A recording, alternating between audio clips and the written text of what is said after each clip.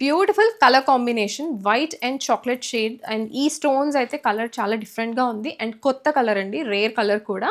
And నేనైతే first time చూపిస్తున్నాను. దీంట్లో మనం కలర్స్ ఆల్రెడీ నేను పోస్ట్ చేశాను. దీంట్లో green, pink, yellow, maroon and ఇంకా 4-5 కలర్స్ అయితే నేను చూపించాను. ఐ మీన్ పోస్ట్ చేశాను కమ్యూనిటీలో. ఒక్కసారి చెక్ చేయండి. అండ్ ఇది కంప్లీట్‌గా స్టోన్స్‌తో వస్తుంది.